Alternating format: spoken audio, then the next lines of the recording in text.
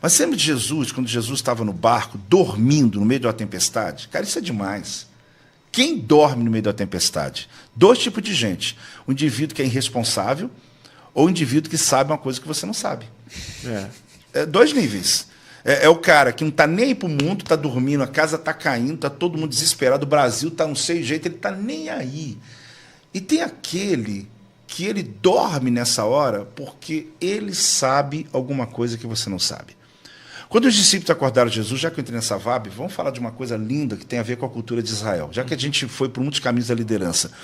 Quando Jesus sobe no barco e diz assim, acalma-te vento, acalma-te tempestade, para tudo, e tudo parou, você sabe que os discípulos eles estavam mais com medo do que estava fora do que o que estava dentro do barco.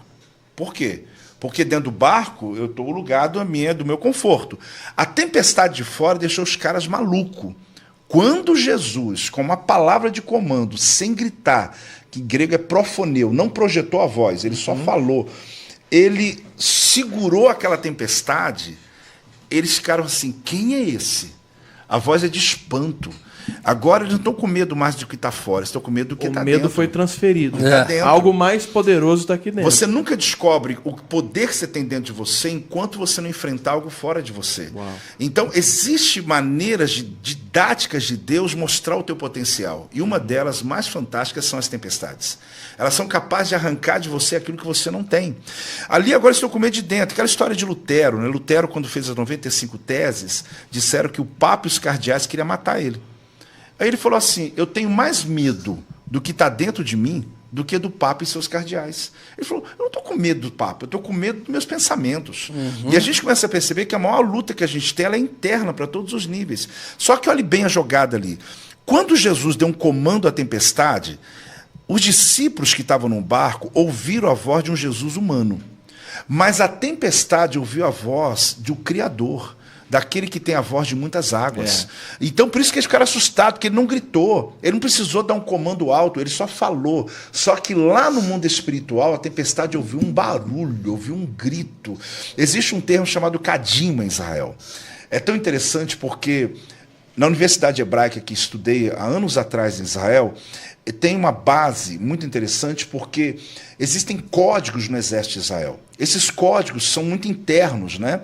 Quando você chega em Israel e fala kadima, kadima tem a ver com vem ou vai. Você está dentro do ônibus, kadima, sai. Está fora do ônibus, kadima, entra. Você está no hotel, desce. É uma palavra meio que leva você a movimentar para algum lado.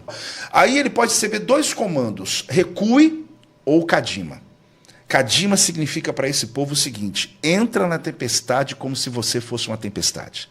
Pega o que você tem agora.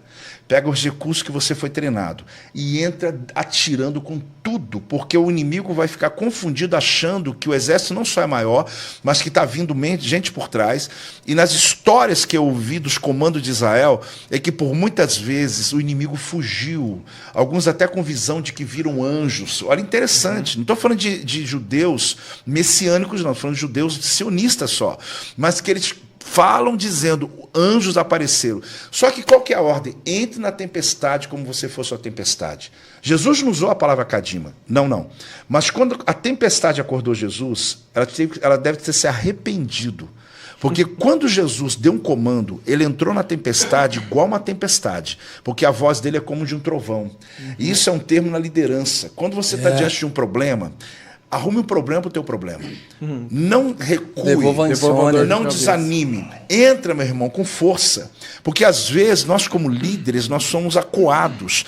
Ou às vezes nós estamos no altar gritando, declarando, e a igreja está falando, uau, aquele cara está no auge. Não, naquela hora nós estamos entrando na tempestade, meu irmão, igual a tempestade. Nós vamos arrumar um problema para essa tempestade. Por que ela me acordou? Por que ela me incomodou? Ela vai se arrepender.